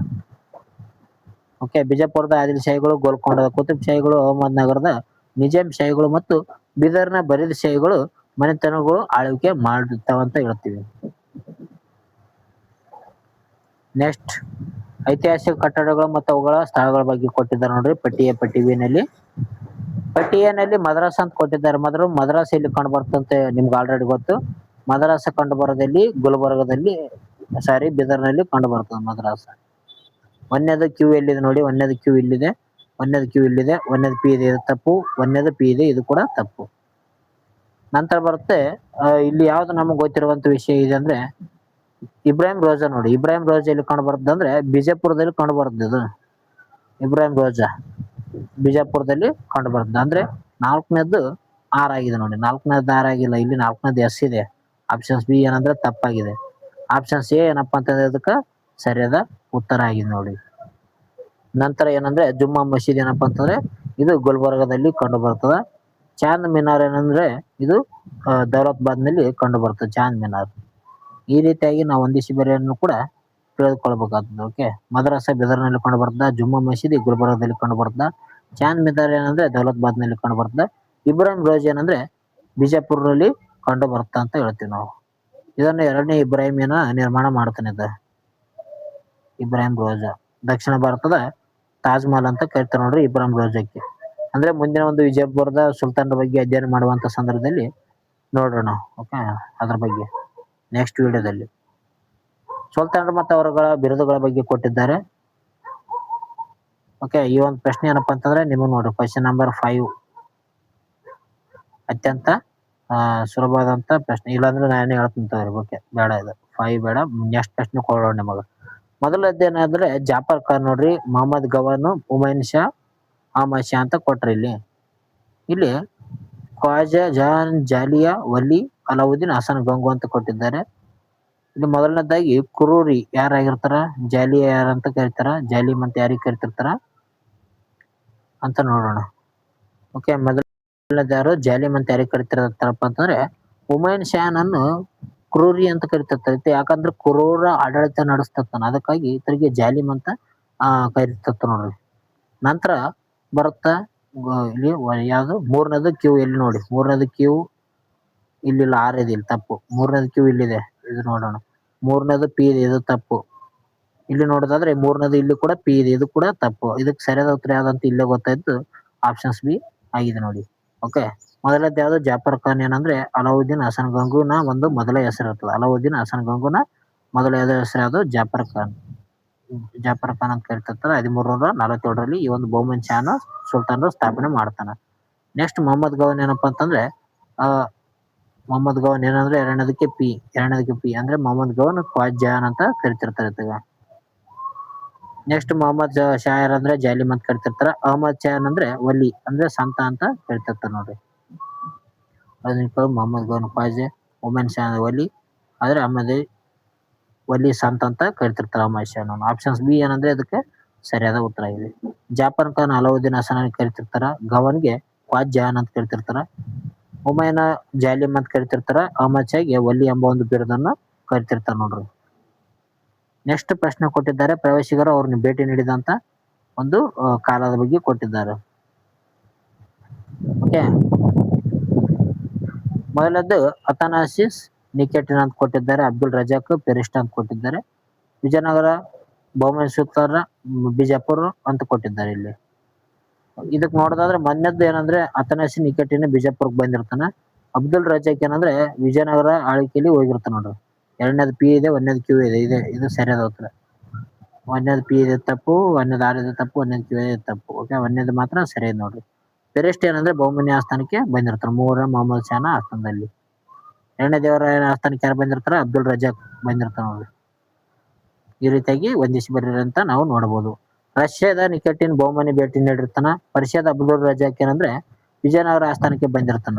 ಪೆರಿಸ್ಟ್ ಬಿಜಾಪುರದ ಆದಿಲ್ ಶಾಹಿನ ಒಂದು ಆಸ್ಥಾನದಲ್ಲಿ ಇರುವಂತ ವ್ಯಕ್ತಿ ಆಗಿರ್ತಾನ. ಕೊನೆಯ ಪ್ರಶ್ನೆ ಬಂದಿದೆ ನೋಡಿ, ಐತಿಹಾಸಿಕ ಘಟನೆಗಳು ಅವು ನಡೆದಂತ ವರ್ಷಗಳ ಬಗ್ಗೆ ಕೊಟ್ಟಿದ್ದಾರೆ.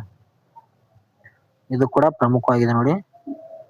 ಈ ಒಂದು ಪ್ರಶ್ನೆ ಏನಪ್ಪಾ ಅಂತಂದ್ರೆ ನಾನೇ ಹೇಳಿಬಿಡ್ತೀನಿ. ಓಕೆ, ಬಹುಮನಿ ಸಾಮ್ರಾಜ್ಯ ಸ್ಥಾಪನೆ ಯಾವಾಗ ಆತದ, 1347ರಲ್ಲಿ ಈ ಒಂದು ಸಾಮ್ರಾಜ್ಯ ಸ್ಥಾಪನೆ ಆತನ ಹಸನ್ ಗಂಗು ಬಹುಮನಿ ಶಾ ವಿರುದ್ಧ. ಎಲ್ಲಿದೆ ಒಂದನೇದು ಕ್ಯೂ ನೋಡಿ. ಒಂದನೇದು ಕ್ಯೂ ಎಲ್ಲಿದೆ, ಒಂದನೇದು ಪಿ ಇದೆ ತಪ್ಪು, ಒಂದನೇದು ಕ್ಯೂ ಇದೆ ಇಲ್ಲಿ ಇರಬಹುದು, ಒಂದನೇದು ಎಸ್ ಇದೆ ತಪ್ಪು, ಒಂದನೇದು ಕ್ಯೂ ಕೂಡ ಇಲ್ಲಿ ಇದೆ.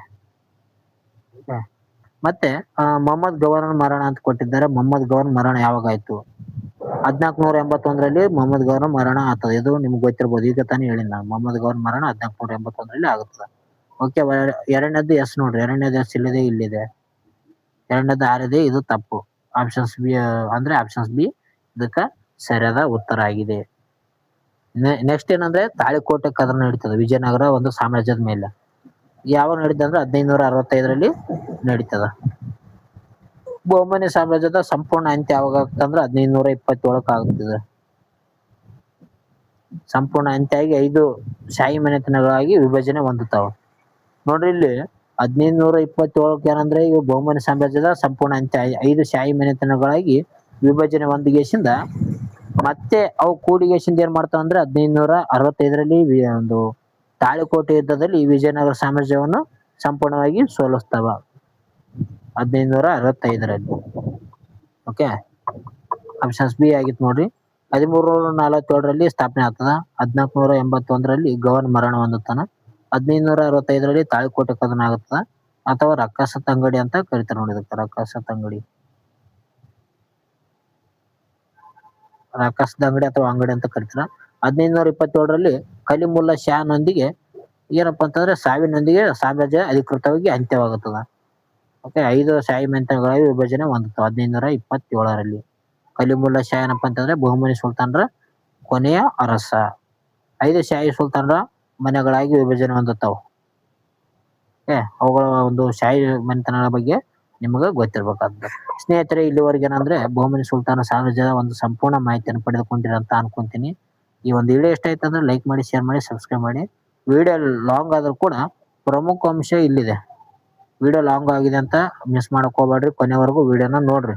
ನಿಮ್ಮ ಸ್ನೇಹಿತರು ಕೂಡ ಶೇರ್ ಮಾಡ್ರಿ. ಹೊಸಬರಾದ್ರೆ ಸಬ್ಸ್ಕ್ರೈಬ್ ಆಗಿ. ಅದೇ ರೀತಿಯಾಗಿ ವಿಡಿಯೋ ಇಷ್ಟ ಆಯ್ತು ಅಂದ್ರೆ ಸೂಪರ್ ಅಂತ ಕಮೆಂಟ್ ಹಾಕಿ ಇನ್ನು ಹೆಚ್ಚಿನ ಒಂದು ವಿಡಿಯೋನ ಮಾಡೋಣ, ಬೇರೆ ಒಂದು ಸಬ್ಜೆಕ್ಟ್ ಅದು ಕೂಡ. ಓಕೆ, ನೆಕ್ಸ್ಟ್ ವಿಡಿಯೋದಲ್ಲಿ ಸಿಗೋಣ.